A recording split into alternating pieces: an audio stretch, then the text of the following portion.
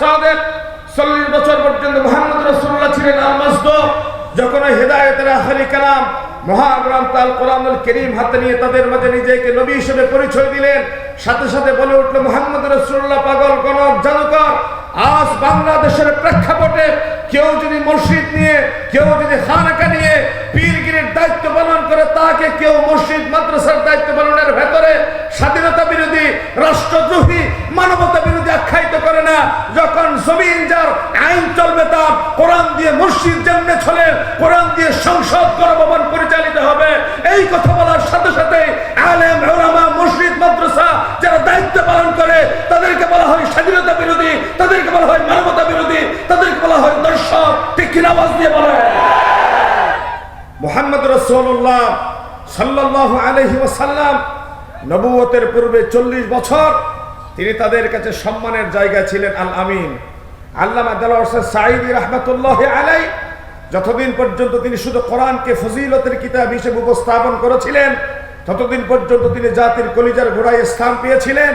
যখনই তিনি ঘোষণা করলেন একজন মসজিদের ইমাম নিয়োগের সময় তোমরা দাড়ি সুন্নত তরিকায় রেখেছে কিনা পরীক্ষা করো, টুপি তোমার মানহাজ মতো হয়েছে কিনা যাচাই করো, তোমার মাযহাব মিল্লাত মতে নিজেকে পরিচালনা করে কিনা যাচাই করো, আর 20 কোটি মানুষের ইমাম নিয়োগ করার সময় তোমরা যদি তাদের ঈমান, আকীদা, চেতনা, তাদের টেন্ডারবাজির, চাঁদাবাজির, তাদের নৈরাজ্য, তাদের সাম্রাজ্যগিরির এই সমস্ত নীতি নৈতিকতার ব্যাপারে পরীক্ষা না করে ইমাম বাছাই করো, তখন তাদের মাধ্যমে টেন্ডারবাজি হয়, চাঁদাবাজি হয়, হলমার্ক কেলেঙ্কারি হয়, সোনালী ব্যাংক লুটপাট হয়, ইসলামী ব্যাংকের মতো পৃথিবীতে 1000 ব্যাংকের তালিকায় থাকা ব্যাংক তলাবিহীন জড়িতে পরিণত হয়ে যায়। ঠিক কিনা বলে? কারণ যেই সমস্ত ব্যক্তিরা পরকাল আল্লাহর সামনে দাঁড়িয়ে কথা বলতে হবে, জবাবদিহি করতে হবে, এই চেতনা লালন করে না। ফামান ইয়ামাল মিসকালা যাররাতিন খায়রান ইয়ারা ওয়া মান ইয়ামাল মিসকালা যাররাতিন শাররান ইয়ারা। আল্লাহ রাব্বুল আলামিন বলেন, তোমরা যে আমল করবা ক্ষুদ্রাতি ক্ষুদ্র অণু পরমাণু পরিমাণ তোমাদের সামনে দেখানো হবে, চাই তা কল্যাণকর, চাই তা অকল্যাণকর। আজ পরকালীন জবাবদিহিতার চেতনায় বিশ্বাসী নয় বলে 17 বছরের ফ্যাসিজমের পতনের পরে লেজ গুটিয়ে তারা পালাতে বাধ্য হলো। আমি আজকে ফেসবুকে একটা স্ট্যাটাস দিলাম, এক বক্তব্যে হলো গদি ছাড়া, আর আরেক লাইভে এসে হলো বাড়ি ছাড়া। ঠিক কিনা বলেন না? এক বক্তব্যে রাজাকার বলাতে গদি শেষ, আর গতকাল লাইভে এসে বক্তব্য দিবেন, এই বক্তব্য দিয়াতে হয়ে গেল এখন বাড়ি পোড়া। ঠিক না? তাহলে আরব দেশে দেখেন হতা হয় দেখা দেওয়া ব্যাং মরদে গাল গুনে, কে হয় ব্যাং মরদে গাল গুনে তেল্লাবাজে জায়গা মতো হতা হইন্য জানিলে বড় ঝামেলা আছে। পৃথিবীর ইতিহাসে এই কম সময়ে 9 মাসের রক্তক্ষয়ী যুদ্ধের মাধ্যমে অস্ত্র ছাড়া, প্রশিক্ষণ ছাড়া বাংলাদেশের এই কিছু ছোট ছোট মানুষ বিশ্বের অন্যতম পরাশক্তি, পরমাণু শক্তিধর রাষ্ট্রে পাকিস্তান থেকে তারা যে স্বাধীনতার সূর্য ছিনিয়ে এনেছে, আরে বাংলার ছেলেদের, দামাল ছেলেদের, টাইগারদের সামনে তোমরা যেন তেন কথা বলে পার পেয়ে যাবে, এই কথা বিশ্বাস করা মানে তোমরা এখন ঘুমের ঘরে স্বপ্ন দেখছো। ঠিক না? এটাই তো গতকাল আবার নতুন করে প্রমাণ করে দিয়েছে। যাক, আমি আমার আলোচনার ট্র্যাক চেঞ্জ হয়ে গেল, আমি আমার জায়গায় আসি। নবী করিম সাল্লাল্লাহু আলাইহি ওয়াসাল্লাম দাওয়া প্রচারের ময়দানে নিজেকে সামনে নিয়ে আসলেন, বললেন, ইন্নী রাসূলুল্লাহি ইলাইকুম জামিআ, আমি তোমাদের কাছে রসুল হয়ে আসলাম। তারা বলে, মুহাম্মদ মা লিহাযা রাসূল, তুমি কেমনে রসুল হও? ইয়াকুলু তুআমা ওয়া ইয়ামশি ফিল আসওয়াক, আমাদের মতো খাও, আমাদের মতো হেঁটে হেঁটে বাজারে যাও। লাউলা উনজিলা ইলাইহি মালাকুন ফায়াকুনা মাআহু নাযীরা, কেন আল্লাহর পক্ষ থেকে ফেরেশতা নাজিল হয়ে বলেন আব্দুল্লাহর পুত্র মুহাম্মদ আজ থেকে তিনি নবুয়ত পেয়ে নবী হয়ে গেলেন। এই নবী মুহাম্মদ সাল্লাল্লাহু আলাইহি ওয়াসাল্লাম নবুয়তের এই মিশন, সূর্যোদয়ের দেশ থেকে সূর্যাস্তের দেশ পর্যন্ত পৌঁছে দেবার মিশন নিয়ে যখন মাঠে নামলেন, তখন হাঁটলে কাটা বিছিয়ে দে, সিজদায় গেলে ওটের পচা নাড়িবুড়ি তুলে দে, হত্যার নীল নকশা বাস্তবায়নের চেষ্টা করে। একটা সময় তাদের মাঝে একটা গ্রুপ দাঁড়িয়ে গিয়ে বলে, মুহাম্মদ এত চমৎকার চারিত্রিক মাধুর্য নিয়ে আমাদের সাথে কথা বলে, সামাজিক আচার আচরণে আমাদের সাথে সম্পৃক্ততা দেখায়, আমরা অনর্থক তার ব্যাপারে একটা বাজে কথা, বাজে মন্তব্য করলাম, সে গণক, সে জাদুঘর, সে পাগল, সে যা কথা বলে, অ্যাটলিস্ট আমরা তো একটু যাচাই করে দেখতে পারি তার কথা সত্য কি মিথ্যা। তুমি তো বেশ ভালো কথা বললা, বলে যে মুহাম্মদ সাল্লাল্লাহু আলাইহি ওয়াসাল্লামের বলার এই ধরনের ভেতরে যেহেতু আমরা সত্যতা পেয়েছি নবুয়তের প্রচারের আগে, তাহলে নবুয়তের এই প্রচারটা একটু সত্য মিথ্যা যাচাই করে দেখি। কি বলে যে মুহাম্মদ নিজেকে দাবি করছে নবী, তিনি যদি সত্যিকার অর্থে নবী হয়ে থাকে তাহলে তার পূর্ববর্তী যেই সমস্ত আসমানি কিতাব পৃথিবীতে নাজিল হয়েছে, তাওরাত, জাবুর, ইনজিল, এর ভেতরে এই মুহাম্মদের নবুয়তের কিছু বৈশিষ্ট্যের কথা উল্লেখ থাকবে। থাকবে না? থাকবে। বলে মুহাম্মদ সাল্লাল্লাহু আলাইহি ওয়াসাল্লাম তিনি কি নবী নাকি ভণ্ড, এই কথা যাচাই করতে তো আমাদের ভেতরে কোনো আপত্তি নাই। চলো আমরা তাওরাতের পণ্ডিতের কাছে যাই, জবুরের পণ্ডিতের কাছে যাই। বলে যে তাওরাত জবুরের পণ্ডিতরা তো মক্কায় থাকে না, তাদের বসবাস তো মদিনায়। তাহলে গুনে দেখো আমরা এই বৈঠকে কয়জন আছি? বলে যে 6-7 জন আছি।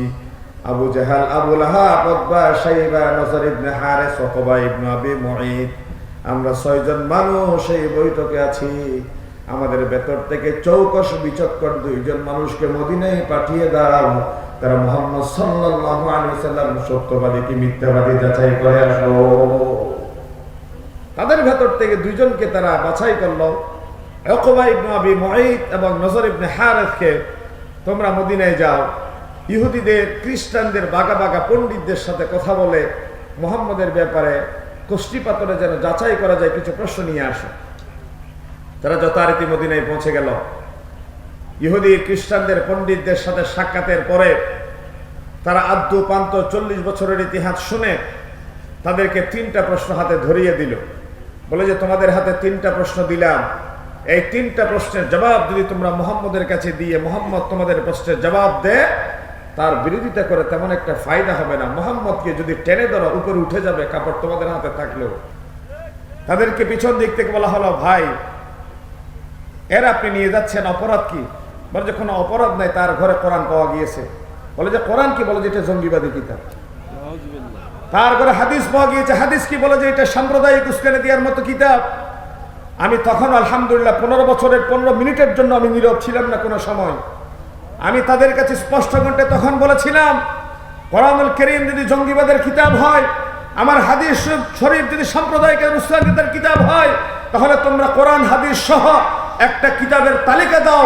আমরা যারা মসজিদের ইমামতি করি, মাদ্রাসায় শিক্ষকতা করি, আমরা আমাদের পড়ার টেবিলে কি কি কিতাব রাখলে তোমাদের দোষর হব, তোমাদের প্রতাপ্তা হব, আর কোন কোন কিতাব রাখলে পরে আমরা দেশদ্রোহী হব, আমরা জঙ্গিবাদী চেতনায় উদ্বুদ্ধ করিয়ে বিশ্বাসী হব, এই ধরনের একটা তালিকা তোমরা জাতির সামনে পেশ করো।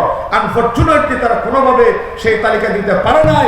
যাদের মুখে দাড়ি দেখেছে, যাদের মাথায় টুপি দেখেছে, যাদের ঘরে কোরআন দেখেছে, তাদেরকে ধরে ধরে ইসলাম বিদ্বেষী হিসেবে আল কোরআনকে রাখার অপরাধে জেলখানার অন্ধকার প্রকোষ্ঠ নিমজ্জিত করার সিদ্ধান্ত নিয়েছে। আল্লাহ রাব্বুল আলামিন তাদেরকে দেশ ছাড়া করে দিয়েছে। ঠিক কিনা বলেন? তারা আলেম ওলামাকে জাতি থেকে বিচ্ছিন্ন করতে চায়, আল্লাহ তাদেরকে পুরো দেশ থেকে বিচ্ছিন্ন করে দেয়।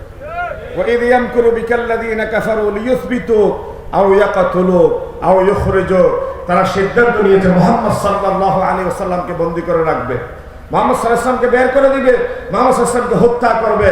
আল্লাহ রাব্বুল আলামিন বলেছেন, ওয়ায়ামকুরুনা ওয়ায়ামকুরুল্লাহ, তোমরা চক্রান্ত করো, আল্লাহ কৌশল অবলম্বন করে।